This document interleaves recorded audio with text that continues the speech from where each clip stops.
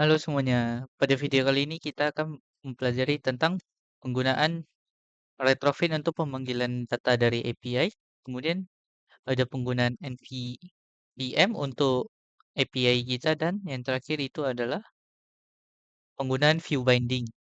Nah, jadi yang pertama-tama itu untuk melakukan view binding pada build Gradle kita perlu menambahkan yang namanya build feature view binding sama dengan true. Kemudian untuk pemanggilan REST API, kita memerlukan dependensi ini, yaitu ada retrofit, converter JSON, logging interceptor, lifecycle view model, lifecycle live data, dan activity.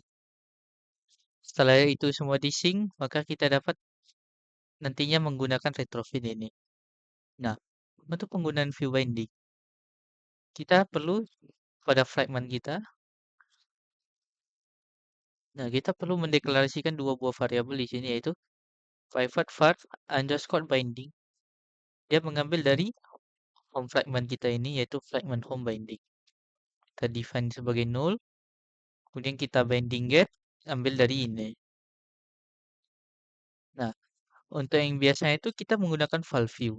Namun karena binding kita tidak membutuhkan view, kita deklarasikan saja seperti ini, binding, fragment home binding, inflator, container, false. Nah, dan untuk return itu tidak hanya binding, namun adalah return binding dot root. Nah, binding ini berfungsi sebagai kita tidak perlu mencari ID lagi seperti yang biasa, yaitu find view by ID. Di sini jika kita menggunakan binding, dia akan mencari ID-nya. Dan untuk contoh penggunaan itu bisa lihat di sini pada auto slider kita. Yang biasanya itu kita perlu mendefinisikan dulu, yaitu view pager-nya, kita cari ID-nya, yaitu auto slider. Kemudian untuk dot indicator gitu juga kita perlu mencarinya terlebih dahulu, baru bisa kita gunakan. Namun untuk ini, karena kita bisa langsung mencari ID-nya itu di sini, karena view pager kita tuh ID-nya auto slider, maka kita ketikkan itu binding dot ID-nya itu apa, auto slider, kemudian langsung masuk ke sini, yaitu adapter. Sisanya itu adalah auto slider, kita ambil image, dan view pager ini kita define lagi sebagai binding auto slider. Dan untuk warp indicator-nya seperti itu juga, yaitu binding warp indicator attached to binding auto slider. Nah, maka untuk yang ini itu sudah tidak diperlukan. Pastikan juga argumen dari function kita tuh sudah sesuai, yaitu binding fragment home binding. Nah, misalnya untuk kayak kategori kemarin itu kita perlu define terlebih dahulu, baru bisa kita buat set on click list standarnya. Nah, di sini kita tidak perlu melakukannya, yaitu kita tinggal binding ID-nya, kemudian ID masing-masingnya. Nah, kemudian ini kita hapus saja. Ini juga sama, itu semua tinggal diganti dengan binding. Nah, selanjutnya itu untuk pengambilan data dari API, kita buat terlebih dahulu package baru di sini yang namanya API. Di dalam itu ada data, UI, dan utils. Di dalam data ini ada model, network, dan repository. Di dalam UI itu ada adapter, view, dan view model. Di dalam utils itu ada namanya view model factory. Nah, pertama-tama tuh kita dari network, yaitu kita bikin dulu retrofit instance, yaitu nama kelasnya itu adalah Kotlin class atau file, kita pilih yang objek. Dalam retrofit instance ini kita buat seperti ini. Base URL ini adalah URL di mana kita akan mengambil data API kita. Di sini saya menggunakan api.samples API. Kemudian kita buat klien kita. Dan ini function untuk mengambil data dari API kita. Nah, setelah itu kita buat API service, yaitu klik kanan, new, Kotlin class atau file, kita pilih yang interface. Nah, di dalam URL itu belum tentu URL yang tadi itu sudah selesai sampai di sini. Masih ada bagian dalamnya, itu dapat kita define di API service. URL tambahannya itu adalah coffee/hot.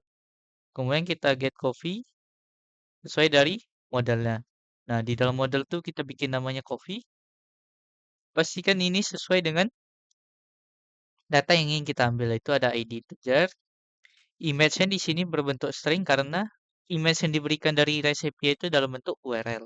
Kemudian title-nya atau namanya. Kemudian di dalam folder repository kita bikin coffee repository. Nah, kita bikin di sini kelas coffee repository private vault API, di mana dia bakal ngambil dari data API.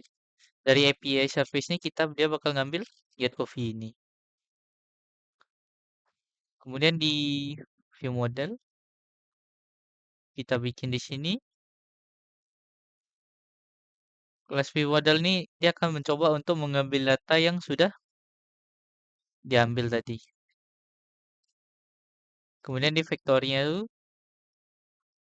buat seperti ini. Ini untuk mengambil tampilannya.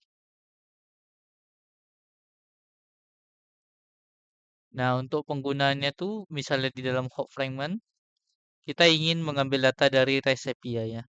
Pertama kita bikin dulu di sini sebuah variabel baru yaitu coffee view model. Dia akan mengambil repository dari coffee repository kita tadi ini.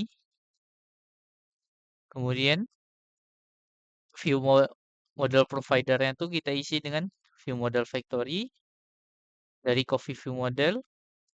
Coffee view modelnya tuh kita isi dengan repository kita. Nah, untuk penggunaannya tuh misalnya kita pasang di recycle view kita yang horizontal itu bisa di slide. Nah, kita bikin terlebih dahulu di sini adapternya, yaitu dari promo adapter kita bikin dulu empty list. Kemudian dari variabel yang telah kita buat, kita get copy kita, kemudian di observe membutuhkan sebuah activity. Jika ini tidak null, maka akan menampilkan datanya yaitu kita akan mengambil data image dan data title saja dari sesuai dengan model kita. Nah, kemudian di sini ada adapter update data. Fungsi ini berfungsi agar ketika recipe kita datanya berubah, dia akan mengupdate sehingga tidak menimbulkan error pada data kita. Nah, untuk pembuatan update data itu seperti ini, kita bikin fun update data, news item, list dari promo model. Kita mlist sama dengan news item, kita notify data set change. Nah, kemudian kita coba jalankan.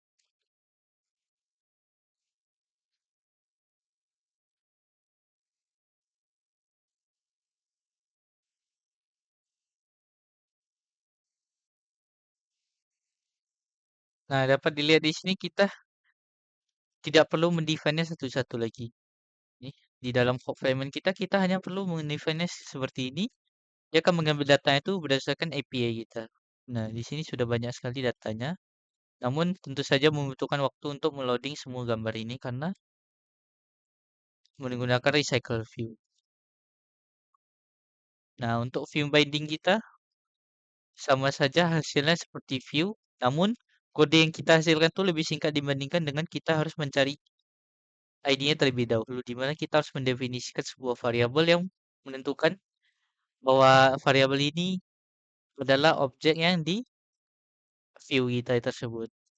Nah, mungkin sekian dari video kali ini. Terima kasih.